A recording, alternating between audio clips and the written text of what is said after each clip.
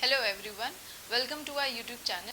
आज हम पढ़ेंगे fourth effect and the last effect कि कैसे जो हमारा concentration and strength of nucleophile है वो हमारे SN2 की रेट ऑफ रिएक्टिविटी को इफेक्ट करता है। So let's start our video. अब इस वीडियो में सब पॉइंट्स को समझने के लिए हम सबसे पहले एक रिएक्शन लेंगे और वो रिएक्शन होता किसके बीच में, मीथेनॉल एंड आइडोमीथेन, और एक दूसरा रिएक्शन लेंगे between methoxide ion and iodomethane. So first reaction क्या है, मीथेनॉल CH3OH प्लस इसे हमने किसके साथ रिएक्ट किया है, आइडोमीथेन के साथ। ये हमारा फर्स्ट रिएक्शन है। और सेकेंड रिएक्शन हम क्या करते हैं, किसके बीच में लेते हैं, methoxide ion CH3O minus plus CH3I। ये दोनों ही जो रिएक्शंस हैं ये हमारे SN2 रिएक्शंस हैं। अब हमें ये पता करना है कि जो हमारा फर्स्ट रिएक्शन है या फिर हमारा सेकंड रिएक्शन है, कौन सा रिएक्शन ज़्यादा फास्टर होगा फॉर SN2 रिएक्टिविटी। अब हमें यहाँ पे ये दिख रहा है कि ये मीथेनॉल है, this is methanol.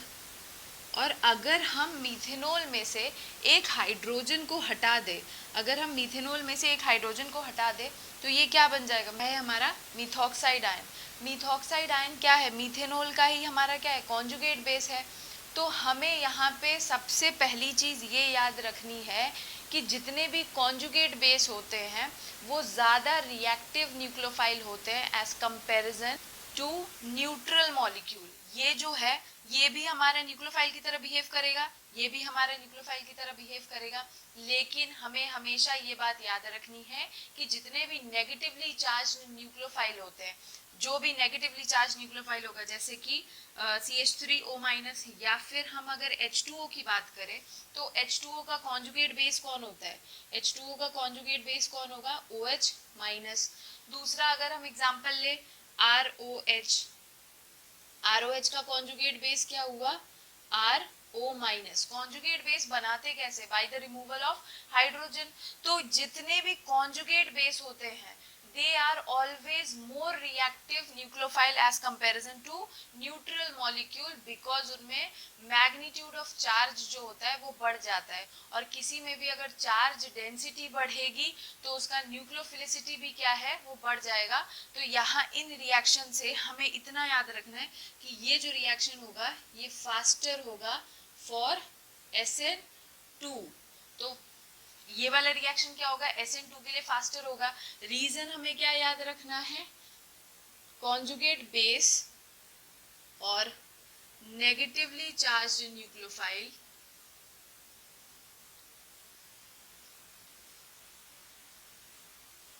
is always more reactive as comparison to neutral nucleophile।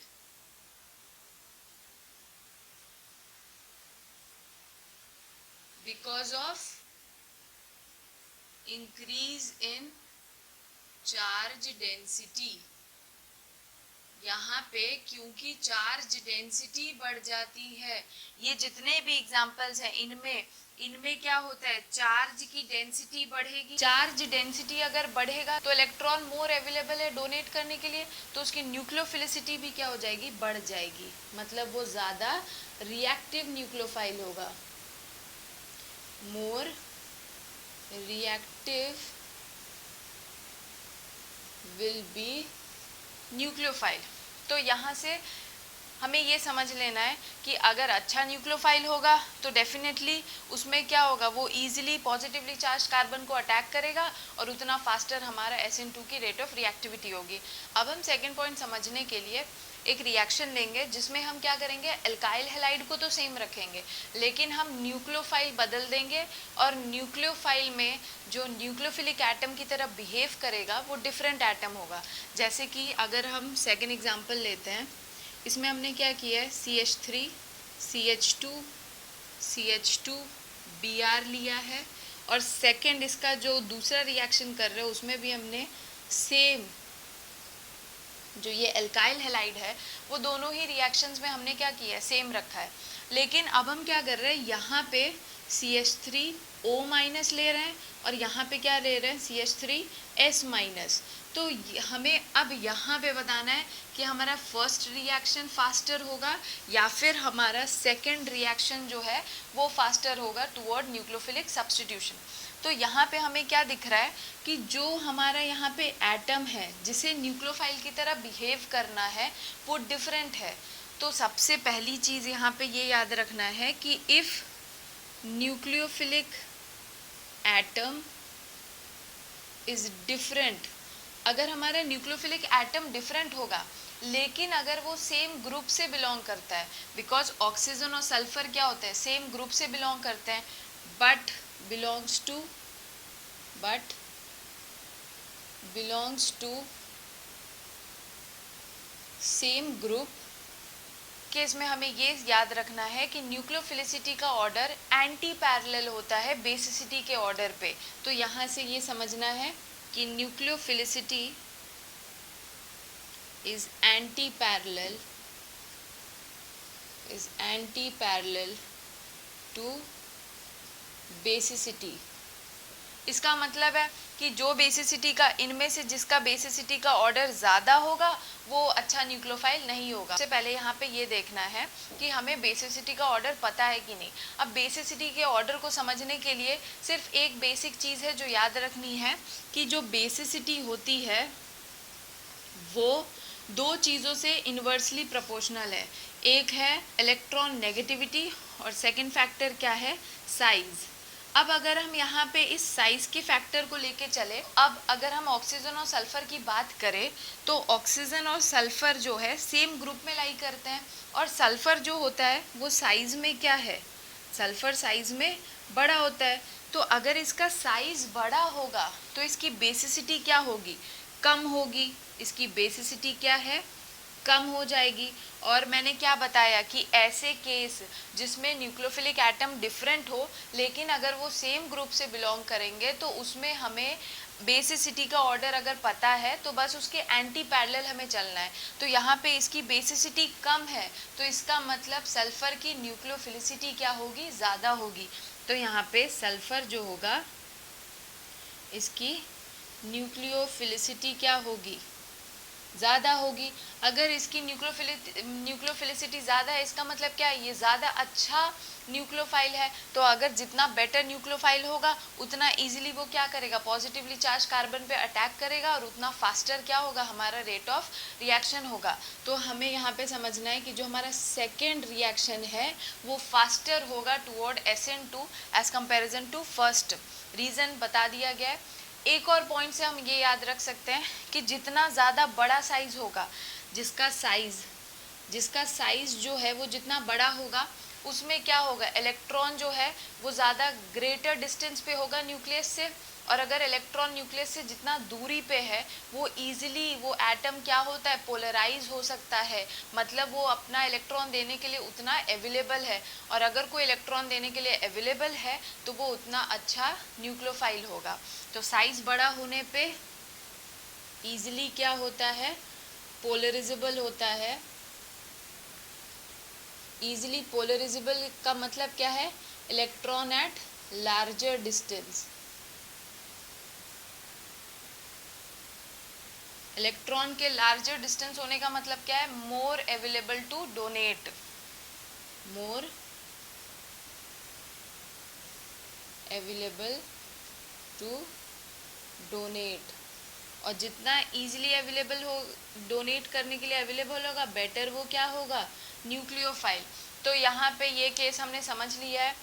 पहला पॉइंट हमने पढ़ा था कि जो कॉन्जुगेट, जो नेगेटिवली चार्ज न्यूक्लियोफाइल होते हैं वो हमेशा बेटर न्यूक्लियोफाइल होते हैं as comparison to their neutral molecule. Second point हमने समझा कि जो भी अगर हमारे पास कोई ऐसे न्यूक्लियोफिलिक एटम आते हैं जो सेम ग्रुप से बिलोंग करेंगे तो हमेशा वहाँ पे हमें क्या करना है, न्यूक्लियोफिलिसिटी और बेसिसिटी के ऑर्डर को देखना है और वो हमेशा एक दूसरे के क्या होंगे, एंटी पैरेलल होगा। अगर हमें बेसिसिटी का ऑर्डर पता है तो हम उसके रिवर्स में क्या कर देंगे, उसकी न्यूक्लियोफिलिसिटी का ऑर्डर बता देंगे। अब हम इसका तीसरा पॉइंट समझेंगे। अब जैसे हमसे पूछ लिया जाए कि OH माइनस ज़्यादा बेटर न्यूक्लियोफाइल है, OH minus OH minus better nucleophile है कि F माइनस? तो अगर यहाँ पे ये पूछा जाए कि OH माइनस बेटर न्यूक्लियोफाइल है कि fluorine F minus better nucleophile है, तो यहाँ पे कौन सा फैक्टर हमें डिसाइड करना है? हमें दिख रहा है यहाँ पे कौन होगा जो न्यूक्लियोफिलिक एटम की तरह बिहेव करेगा? Oxygen and fluorine. तो यहाँ पे दिख रहा है हमें कि जो हमें दिख रहा है कि फ्लोरीन क्या होता है? इलेक्ट्रोनेगेटिव एटम होता है। Fluorine is electronegative atom. Nucleophilicity क्या होता है? टेंडेंसी टू डोनेट इलेक्ट्रॉन, देने की टेंडेंसी को न्यूक्लियोफिलिसिटी कहते हैं। लेकिन फ्लोरीन की आदत क्या होती है कि वो इलेक्ट्रॉन को हमेशा पूरे पीरियोडिक टेबल में सभी से इलेक्ट्रॉन एक्सेप्ट करना चाहता है, तो वो तो इलेक्ट्रॉन देना चाहेगा ही नहीं। तो अगर जिसकी इलेक्ट्रॉन नेगेटिविटी ज़्यादा होगी उसका इलेक्ट्रॉन जो है वो टाइटली हेल्ड होता है, और अगर इलेक्ट्रॉन टाइटली हेल्ड होगा तो इसका मतलब वो डोनेशन के लिए लेस अवेलेबल है। तो यहाँ पे because fluorine is electronegative atom, so electron is tightly held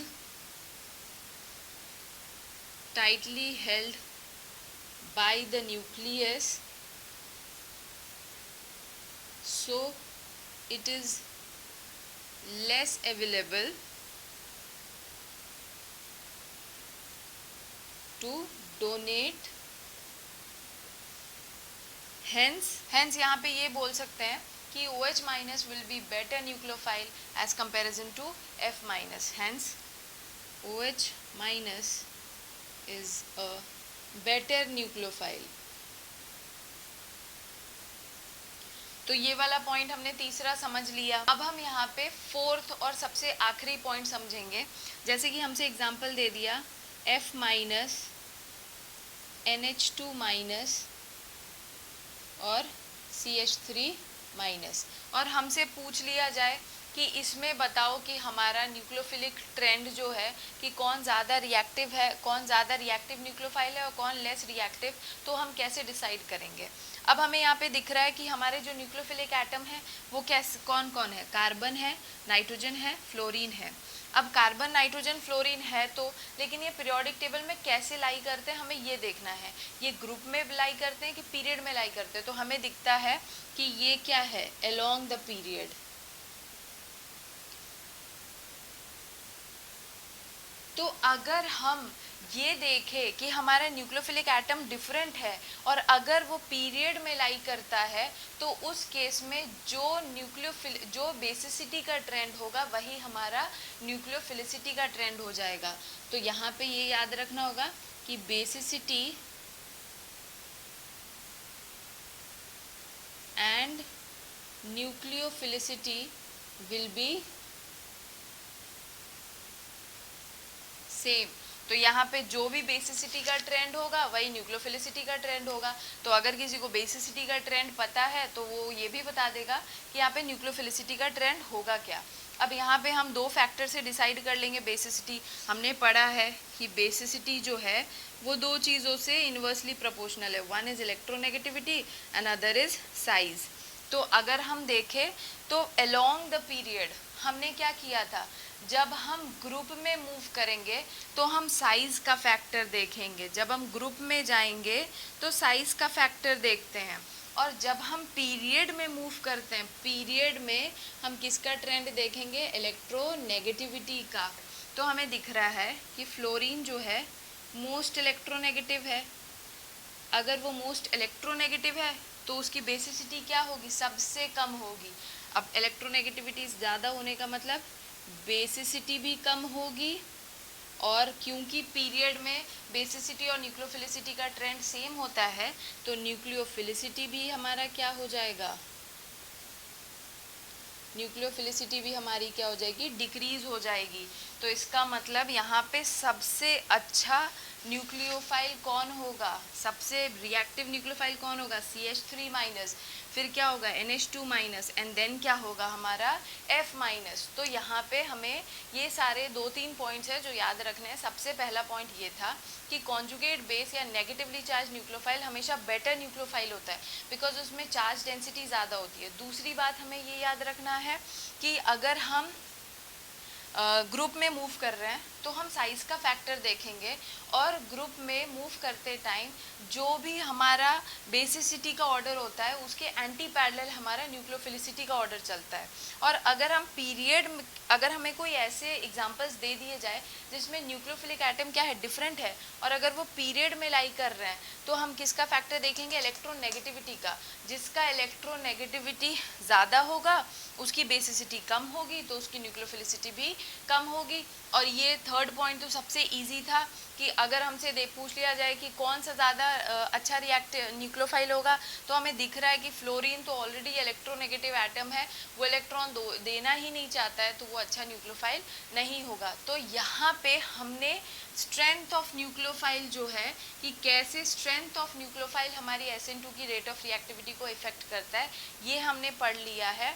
अब हम देखेंगे कि कैसे हमारा कंसंट्रेशन, क्या कंसंट्रेशन ऑफ न्यूक्लियोफाइल हमारे SN2 की रेट ऑफ रिएक्टिविटी को इफेक्ट करता है कि नहीं करता है। हमने इसमें एक एग्जांपल लिया जैसे कि CH3 CH2 CH2 Cl, और इसे किसके साथ रिएक्ट करना चाह रहे हैं हम, OH माइनस के साथ। तो हमें देखना है कि क्या इसके रेट पे कोई इफेक्ट पड़ेगा कि नहीं पड़ेगा। तो जैसे कि हमें पता है SN2 में क्या होता है, हमने पिछले वीडियो में पढ़ा है कि SN2 की रेट ऑफ रिएक्टिविटी जो है वो दोनों के कंसंट्रेशन पे डिपेंड करती है, सबस्ट्रेट के कंसंट्रेशन पे भी और न्यूक्लियोफाइल के कंसंट्रेशन पे भी डिपेंड करती है।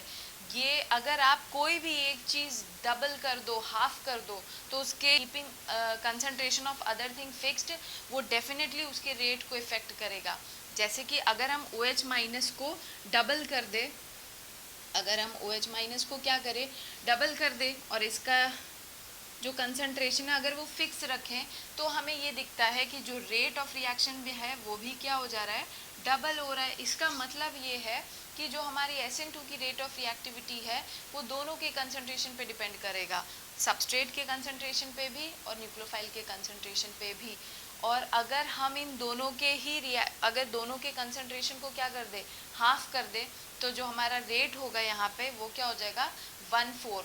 तो हमारा लास्ट पॉइंट था जो कि हमें ये बताता है कि क्या जो हमारा न्यूक्लियोफाइल का कंसंट्रेशन और स्ट्रेंथ SN2 की रेट ऑफ रिएक्टिविटी को इफेक्ट करता है या नहीं करता है।